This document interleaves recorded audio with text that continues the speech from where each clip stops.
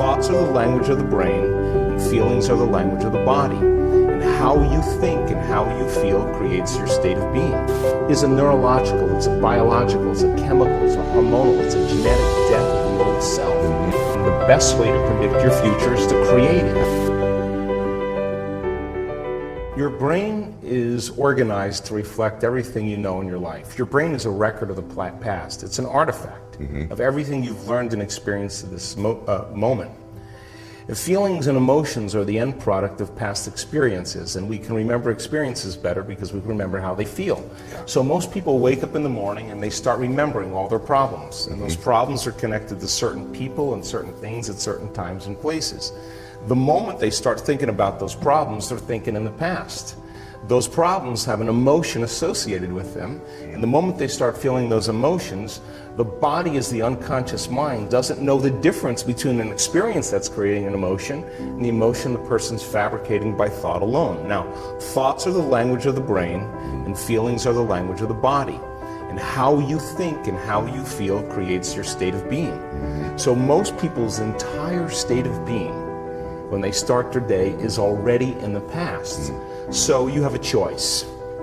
The choice is you're either defined by a vision of the future or you're defined by the memories of the past.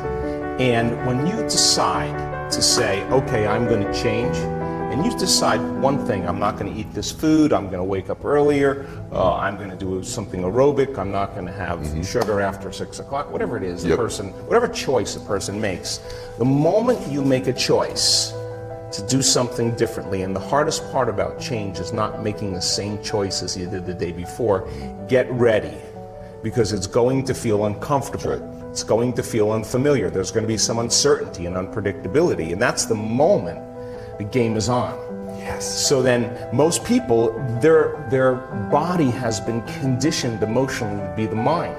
So now the body says, wow, I'd rather hang on to my guilt than take a chance and possibility. I'd rather live in fear than trust in the unknown. So once the person feels uncomfortable, the body goes, whoa, wait a second, we're out of the program here, and body starts influencing the mind. That's right. So it says, start tomorrow, you'll never change, you don't have the money to do this, you're not good enough, your mother told you were this, your father's fault, it's your ex's fault, you know, all of the voices that come up. Now here's the deal, if you respond to those voices, those same thoughts as if they're true, by the way, they're always going on behind the scenes of your awareness, but now they're amplified because you're outside your comfort zone. You believe in that thought. That thought's going to lead to the same choice, which is going to lead to the same behavior, which is going to create the same experience and produce the same emotion. And the person's going to say, this feels right. No, that feels familiar. Going from the old self to the new self is a neurological, it's a biological, it's a chemical, it's a hormonal, it's a genetic death of the old self. And people will say to me, in that void, in that unknown, I can't predict my future. And I'll say to them, the best way to predict your future is to create it. Not from the known, but from the unknown. I love it. So close your eyes now and think about that vision. Once you start thinking about that vision of your future, you're activating the creative centers in your brain. And naturally, you begin to think about putting yourself in the scene. Yes. And the act of doing that, when you're truly passionate and truly present, the moment you're defined by that vision, when the thought in your mind becomes the experience, you begin to feel the emotion of the event before it's made manifest. Now, you're giving your body a sampling, a taste of the future.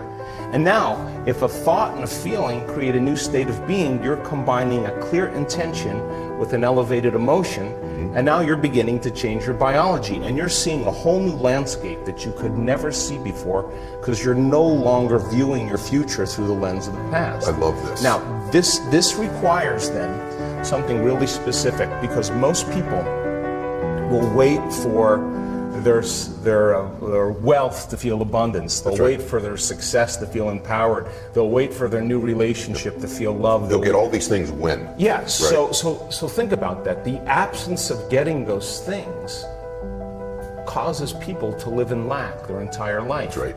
And so they're waiting for something outside of them to change how they feel inside of them. And if they're not creating a new life, then they're not applying the proper principles, then they keep all their manifestations, all their dreams at arm's length.